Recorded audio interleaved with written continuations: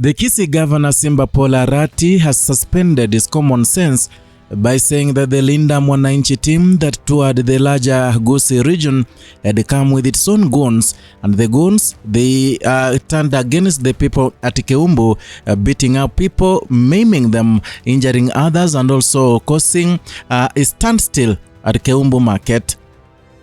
Simba Arati was addressing people at Ogembo municipality, Ogembo market on Sunday, when he mentioned such a thing, what made the people angry in Kumbu, and it made Simba Arati to cut short his speech to head to Kisii town after the people showed anger towards what he said.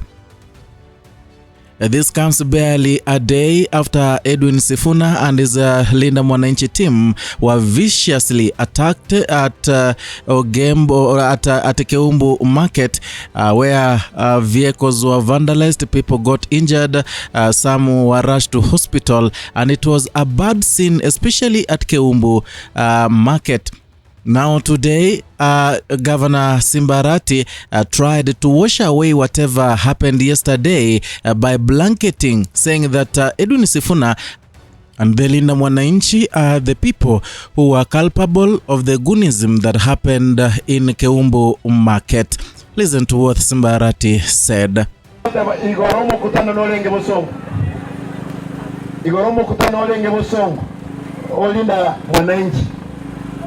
Nka make sure ngakuwa n'abantu banenga abantu bali bakora umukutano wo mulembe muntu tatuge teti no nyeneriye na unchesi bali bakakora kera bakora bagotera ukikumbu abe kibi bage bibabo koleti baganza kurwanya abantu para kogenda bawika Kumbu bakwanza kurwanya abantu bagaituro orengeret muntu nacho Ogembo gaiga anze goita abantu gaiga mumuti igoto tatanga ki ekero wa koriro mukutano ugo genda ngora tigago cheki muntu nde bwens mo wancha boyo nkolengo tewa Ogembo no mure abangi na biashara mura. You know, sometimes it is astonishing what leaders can say, because in Kumbu whatever happened is uncalled for, and we could see clearly the people were there. They didn't come with Sifuna. Those are the people who were mobilized. They were given rungus, they were given machetes, clubs, and others had assembled stones. They were ready. It's like they were waiting for the Linda Mwananchi convoy. Remember, according to the itinerary, they were to start from Mosocho, Kisii town, Kumbu, then Keroka. So that stopover never happened after some people were mobilized, given money, and they assembled stones that they threw. They pelted on the vehicles. In fact, the CJ, the former Chief Justice David Maraga's vehicle was totally vandalized. The rear mirror and also the windscreen was shattered, and unfortunately, some of the people equally got some small and others huge injuries during that skirmish that happened in Kumbu market. And today, the Linda Mwananchi leader Sifuna, while attending the burial ceremony of a brother to the Bumula constituency member of parliament Jack Wamboka, he said something that got people thinking. He said that the videos that emanated from Kumbu, he sent them to the IG, Inspector General Douglas Kanja, and told him to make sure that those people who were captured on a video pelting stones at the convoy to be arrested, so that a legal action to be taken against them. However, he said that Douglas Kanja assumed the message, and he's something that is so worrying. Again, he mentioned something about the police officers who were seen on camera equally pelting stones at the convoy. They were protecting the goons who disrupted that event. They protected them, and in fact they joined them in throwing stones to the Linda Mwananchi convoy. So it's something that was seen on camera, faces were seen on camera, and today Edwin Sifuna linked the same to the Nyaribari Church Member of Parliament Zahiri Janda, and he mentioned saying that Zahiri Janda is a young man, is a politician who is growing too, and at some point he might need equally to move from one place to another to seek validation and also to seek voters agreement and also beg people to vote for him in a certain seat. So he shouldn't be mobilizing people to beat up opposition because he is in government. It's a statement that was so bitter, a statement that was so emotional, that was made by Edwin Watenya Sifuna. Listen to what he said. Wafanye mikutano yao, sisi tufanye mikutano yetu. Mheshimiwa Kibagendi na timu yetu ya Kisii wakiwemo Senator Onyonka, kina Obadia Barongo, kina Clive Gisairo wametuandalia mkutano mzuri pale Kisii jana. Wakati ambapo tunatoka tukienda Keroka, wahuni wametungoja pale mahali inaitwa Keumbu. Wametupiga mawe sawa sawa. Na kitu ambacho kinanivunja moyo, nimeona kulikuwa na maafisa wa polisi kwa hiyo group ambao walikuwa wanatutupia mawe. Nimemtumia rafiki yangu IG Kanja, hiyo Kanda. Anajifanya hajasoma message yangu, nimemtumia mpaka kwa namba yake ya M-Pesa. Nataka ajue kwamba sisi kama upinzani hatutakubali mandhari ambayo ati kukikuwa na mkutano wa kisiasa mnapiga watu wengine. Mnatupiga kwa nini? Sisi tunataka tukuje tuseme mambo yetu, nyinyi mseme mambo yenu. Hawa wananchi ndio wenye kuamua. So when Simba Arati says that those are the goons that Edwin Sifuna and Linda Mwananchi came with, that is why I say that at some point these leaders suspended their common sense. Because in that video, you could see some of in fact, the man who held that poster saying no parking is a guy who is working at the office of the Member of Parliament, Nyaribari Church, Zahiri Janda. Is a communication director. That guy, those people were there. You could see some few faces there. There some people are linked with the Zahiri Janda, people working with the Simba Arati.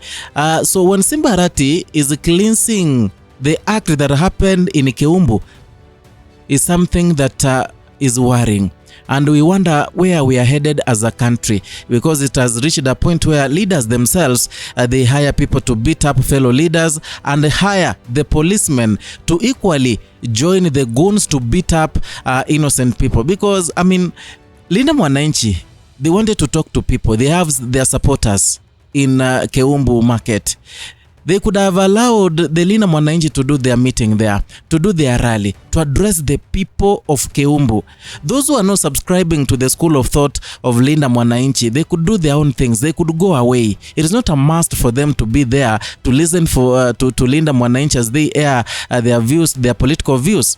So it's something that is so devastating. And to make matters worse, Simba Arati right now is saying something even a kid cannot say, because those people were there, they were seen on camera. In fact, they are on camera. Yeah, so saying that Linda Mwananchi came with the goons is something that is uncalled for, is something that is uncouth. At least kama governor, he could have said that those people who committed that crime is a joke, is a mistake. They should not repeat the same again. Hata kama kutoka ndani yake amefurahia, at least before the people of Kisii County, he should say that. He should apologize to the people who nursed the injuries, those who were beaten, those who are in hospital. He should even say, pole tafadhali, pole. Just sympathizing with the situation alone is necessary. But you know, maybe vitu zingine unashangaa tu. So the parents whose kids were beaten yesterday, who are in hospital, wakisikia governor anasema those are goons that came with Linda Mwananchi, yet au watu wanajulikana, there are people living with these people who are injured. How do these parents feel? And to make matters worse, Simba Arati is one person equally who tried to sabotage the Linda Mwananchi rally. He knows that in Kisii town there are more than 20,000 boda riders. So he knew if Edwin Sifuna was coming to Kisii town, the boda riders could be part of the crowd, and that 20,000, it could form a huge crowd than the one Edwin Sifuna had yesterday. So he called them to address them at 8 a.m. He locked the doors, put them inside from 8 till 5 p.m. He was telling them nothing. He didn't even appear, and he promised to give them 2,000 to 1,500 shillings each. But when he realized that there were many people at the roundabout who attended the Sifuna rally, he was pissed off. So he decided to release the boda riders, and they gave them 500 shillings, something that angered these boda riders who came out gun blazing, going through town and the streets in Kisii, chanting Simba Arati one time. So himself equally played a key role in preventing the Linda Mwananchi rally from happening in Kisii town, and tried to sabotage it. But Mungu ni nani? Sifuna ni nani? Sisi ndo Sifuna. The meeting and the rally happened in Kisii town. So today's statement nayo imeniuma sana, because for a leader of his stature, a governor, he ought to even condemn the act of violence itself. Achana niyo mambo mengine, hata kucondemn tu aseme this one is not allowed in our county. That one is okay. Hata kama amefurahia, hata kama yeye ndio pengine alisaidia Zairi Janda kupanga, hata kama alisaidia Zairi Janda na guns wake kidogo, he could have said that. I don't know what your take is, but you can write a comment down in the comment section. I'll go through all the comments. We will talk, discuss, and also I'll be glad if I'll use some of your opinions in the next video that I'm preparing. Hit the notification bell so that you can be receiving notifications each and every time we bring you a new content.